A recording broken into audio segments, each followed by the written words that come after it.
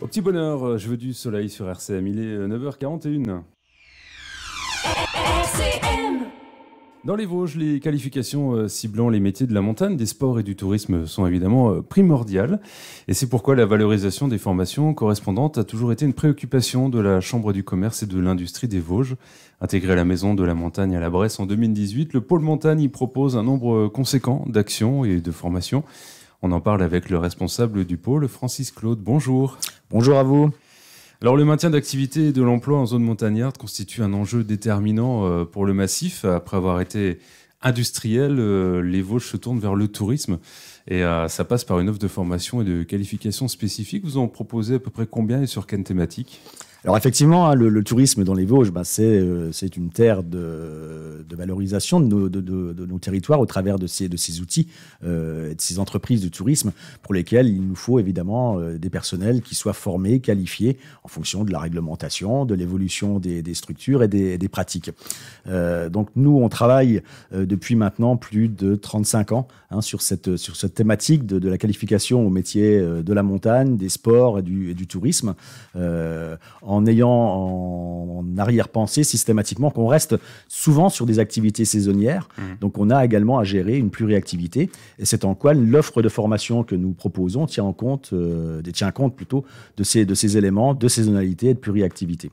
Donc, les formations sont très variables, puisqu'on passe des champs du tourisme sportif, avec des qualifications ou des préparations à des diplômes d'État, d'accompagnateurs en montagne, de pisteurs secouristes,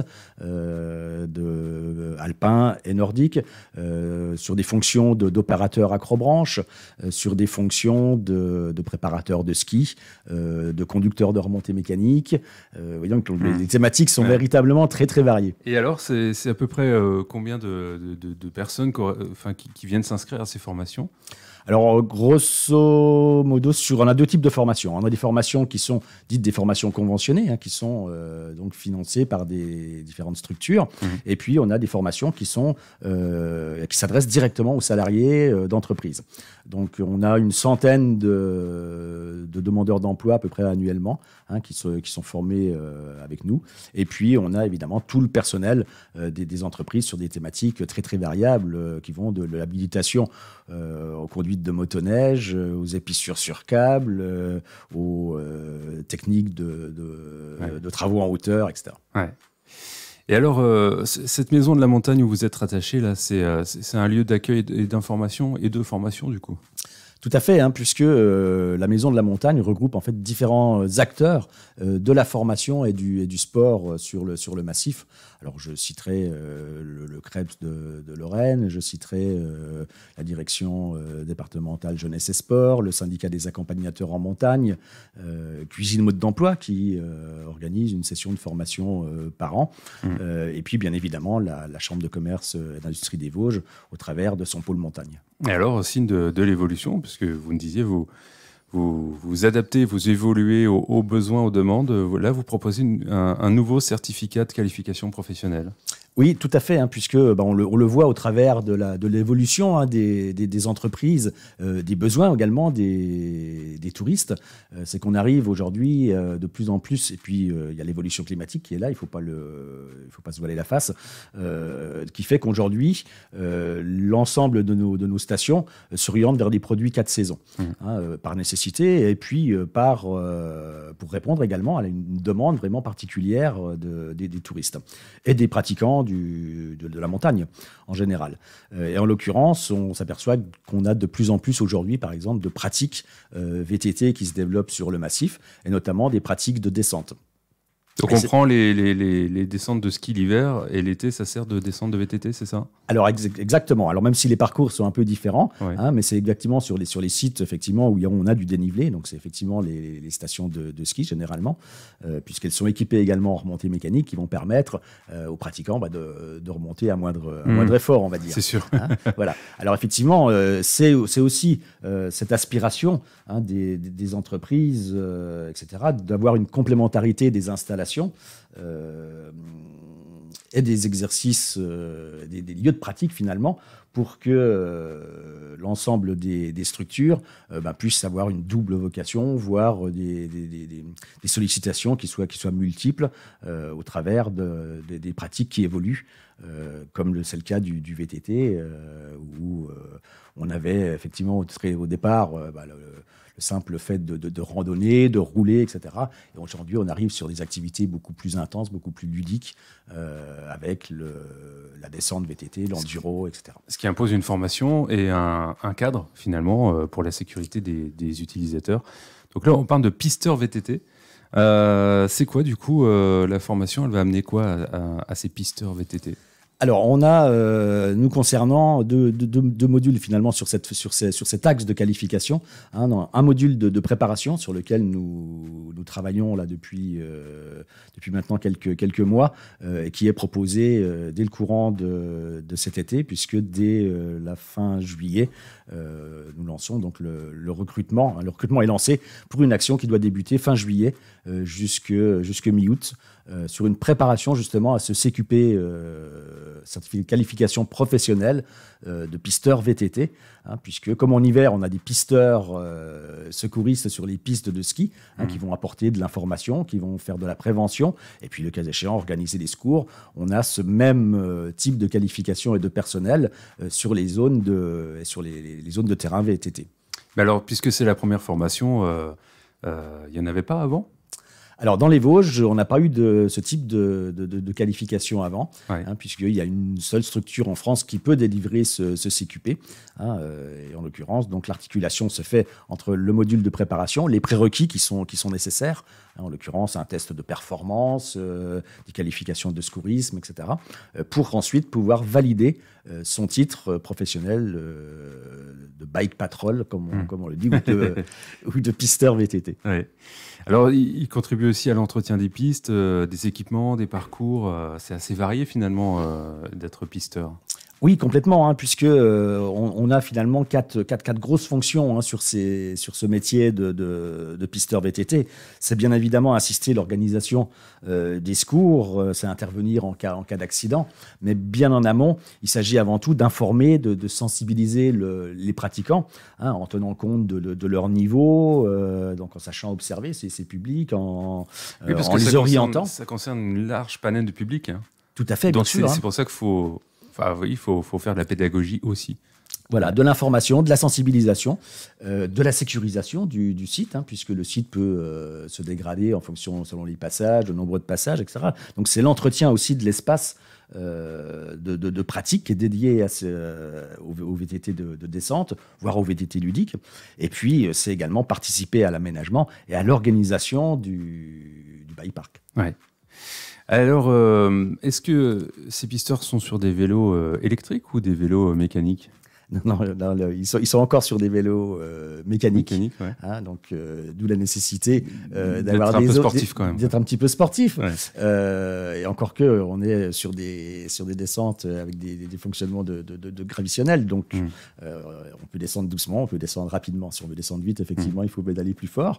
Et puis surtout, comme on n'a pas de vélo électrique, il faut que ces sites soient également adaptés aux remontées des publics et de leur matériel. Donc, en l'occurrence, voilà, la station, elle dispose des remontées mécaniques qui sont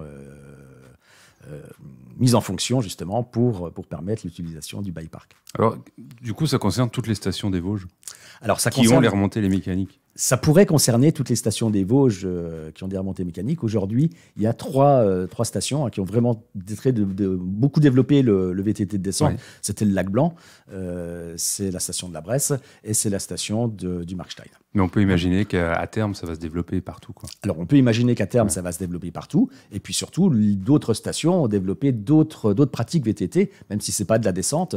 On a des circuits. Où le CQP est reconnu. D'autres outils où le CQP est reconnu, tout à fait. Donc pour le stagiaire... Ne serait-ce que pour sécuriser, pour informer, etc., même sur des circuits VTT familial ou sportifs.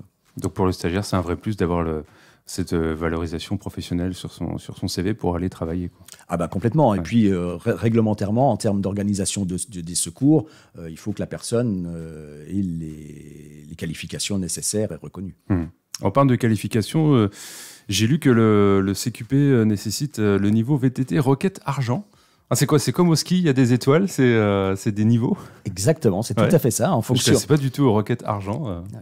En fonction des pratiques VTT, que ce soit de l'enduro, de la descente, du circuit, etc. Il y a donc des tests de performance, comme en école de ski, effectivement, on a les flocons et les étoiles, voire les flèches sur certaines spécialités, etc. On a ces mêmes spécialités, ces mêmes tests de performance sur le VTT. Et effectivement, pour pouvoir valider le CQP, donc certificat de qualification professionnelle de pisteur VTT, il faut être titulaire du requête d'argent, donc qui est un test de performance avec un chrono en référence à un ouvreur. D'accord. Et il faut aussi avoir le niveau de secourisme PSE1, PSE2, une formation qui peut être faite chez vous.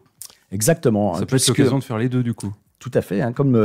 Tout comme le pisteur alpin a ses mentions de secourisme, premier secours en équipe de niveau 1 et premier secours en équipe de niveau 2, le pisteur VTT il doit être titulaire de ce diplôme pour valider l'ensemble de sa qualification. Alors c'est effectivement des modules qu'on peut proposer aussi sur la Maison de la Montagne avec le pôle montagne de la CCI des Vosges et qui viennent en complémentarité finalement de nos préparations pour justement avoir l'ensemble des prérequis nécessaires à la validation du titre. Eh oui. Et c'est un métier du coup plutôt masculin ou mixte? C'est un métier qui est complètement mixte, puisqu'il est ouvert aussi bien aux hommes qu'aux femmes. Et la technique, la pratique de VTT n'est pas exclusivement masculine. Donc il y a c'est pas une question de force, quoi. Non, absolument pas. Ouais. Je pense que c'est surtout une question d'intérêt. Et puis voilà, c'est souvent des gens qui pratiquent déjà le VTT, qui ont une expérience de VTT, donc qui vont mêler leur amour de leur pratique avec leur activité professionnelle. Et puis le cadre de travail quand même, c'est pas des bureaux. Et puis le bureau qui est agréable. Voilà, c'est ça. Les modalités pratiques, donc ça commence le 26 juillet pour 12 stagiaires. Vous disiez, vous commencez. Donc là, ceux qui sont intéressés, il faut vous contacter maintenant. Exactement, puisque le recrutement pour les 12 stagiaires maximum là, est en cours. Donc on attend les demandes d'information, soit auprès de la CCI des Vosges, soit auprès de la Maison de la Montagne. Et du coup, comme c'est une première formation, qui forme ? Alors, on a des formateurs, bien évidemment, qui sont des formateurs spécialistes du VTT, du VTT de descente, et qui ont leur diplôme d'État pour pouvoir encadrer et apporter toutes leurs connaissances aux stagiaires. On peut faire un peu de détail du programme. Qu'est-ce qu'ils vont apprendre sur ces 100 heures de formation ? Alors, sur ces 100 heures de formation, qui, encore une fois, constituent vraiment la phase de préparation et le modelage des prérequis pour arriver sur le CQP, on va commencer déjà par acquérir finalement l'ensemble des fondamentaux, les fondamentaux techniques, les fondamentaux physiques, les fondamentaux mécaniques. Il va s'agir pendant plus de 2 semaines au moins de connaître, de maîtriser un pilotage actif en VTT, de se déplacer rapidement sur tous les types de terrains, et puis d'être capable aussi de vérifier, d'entretenir et de réparer son matériel. C'est mieux. C'est mieux. Donc là, on est vraiment sur la phase pratique. Ouais. Et puis ensuite, il y a évidemment toutes les connaissances qui sont relatives au fonctionnement des bike-parks. C'est comprendre le tracé d'une piste, d'un itinéraire VTT. C'est se repérer, comprendre la fonctionnalité des différents modules qui équipent les zones de descente. Et puis, bien évidemment, c'est la connaissance de la sécurité sur le site et puis de la réglementation, tant du site de pratique que de l'activité. Ouais. La formation, on parle de 105 heures, c'est combien par semaine ? 105 heures, 7 heures par jour, 35 heures c'est une formation plein, on est vraiment sur une formation effectivement en intense. Ouais. Alors 3 semaines, c'est long et c'est court, surtout lorsqu'on va travailler sur du physique et sur de la technique. Ouais. Le message est passé, voilà, si ça intéresse des personnes d'avoir cette première qualification de la CCI, CQP Pisteur VTT. Comment on vous contacte ? Enfin, c'est vous qu'on doit contacter. Alors, tout à fait, on peut me contacter soit par mail, donc f.claude@vosges.cci.fr ou directement sur mon portable 06 72 70 99 62. Voilà, et on peut venir vous voir à la Maison de la Montagne à la Bresse. où vous y serez toujours très bien accueillis. Très bien. Merci d'être venu nous présenter cette nouvelle formation, cette innovation pour le Massif vosgien. Merci à vous et je vous souhaite une bonne journée.